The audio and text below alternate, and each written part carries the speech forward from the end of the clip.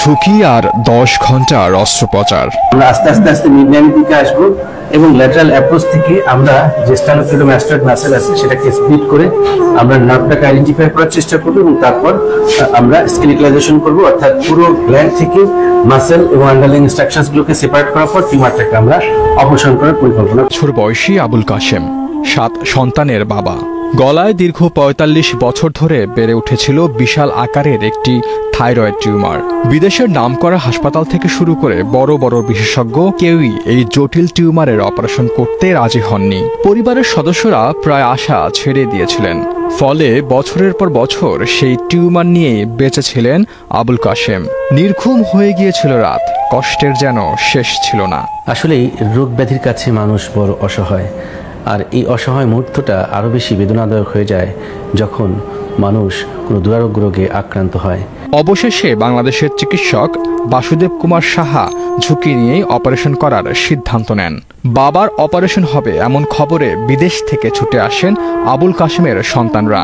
10 ঘন্টার অপারেশন শেষে যখন ডাক্তার বাসুদেব কুমার জানান অপারেশন সাকসেসফুল, তখন আমার চাচাজান ভালো আছেন, আলহামদুলিল্লাহ। তিনি চোখ খুলে তাকিয়েছেন, আলহামদুলিল্লাহ।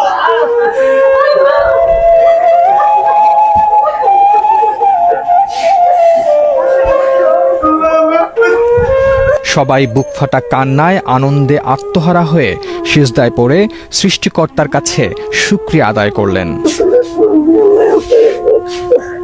সারা জীবনের জন্য আপনি আমাদের ঋণী করে দিলেন ভাই। আপনি খুশি না? অপারেশন সাকসেসফুল শুনে পরিবার যখন আনন্দে ভাসছিলেন, তখন হাউমাউ করে বাবা বাবা বলে কাঁদছিলেন ডাক্তার বাসুদেব। তিনি তার অভিব্যক্তিতে জানান, আমিও আমার বাবাকে অনেক ভালোবাসি। 3 মাস হলো বাবা আমাকে ছেড়ে চলে গেছেন পরপারে। একটা বারের জন্য ভুলতে পারিনি বাবাকে। মনে হলো বাবা উপর থেকে আমার অপারেশন করাটা দেখছিল, তাই তো আমার আনন্দের বহিঃপ্রকাশটা যেন কান্নার মাঝে ফুটে উঠেছিল।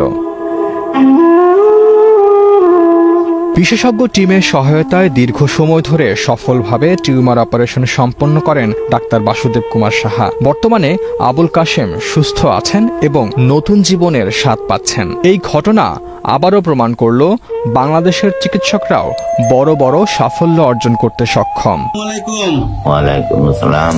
আব্বাজান, আপনার অপারেশন সাকসেসফুল। আপনি এখন সম্পূর্ণ সুস্থ আছেন। দেখি আপনার কথা বলতে কোনো সমস্যা হচ্ছে কিনা আমরা একটু বোঝার চেষ্টা করব। আপনাদের বাড়ি কোথায়? আমাদের বাড়ি বুরুসুং থানা 12 আচ্ছা, আপনার কয় ছেলে মেয়ে? 4 ছেলে 3 মেয়ে। অপারেশনের পর আবুল কাশেম বলেন, ৪৫ বছর ধরে এই টিউমার তার জীবনের কষ্টের কারণ ছিল। আল্লাহর রহমত এবং ডাক্তারদের সাহসী সিদ্ধান্তে নতুন জীবন ফিরে পেয়েছেন। আমার মুক্ত করছেন আল্লাহ। যদি আমি নামাজ ফিরাম না, ঠিক আছে ঠিক আছে, আমি নামাজ ফিরা দোয়া করাম আপনার লেগে। আমি একদম মরণ আছিল। আমি যে কষ্ট পাইছি, একটু পানি খাইতাম পারছি না, ভাত খাইতাম পারছি না। কত কষ্টে আমি দিন কাটাইছি।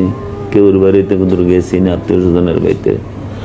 সরমে আল্লাহ আপনার উসিলে আমার এটা মাফ করছে। আমার যদি আর বাদ বাকিটা যদি আল্লাহ দেয়, আমার মাফ করে আল্লাহ। আমি দোয়া করা আপনার দিকে নামাজ ফিরে যতদিন বাঁচে ততদিন আমি আমার না, ঠিক আছে ঠিক আছে।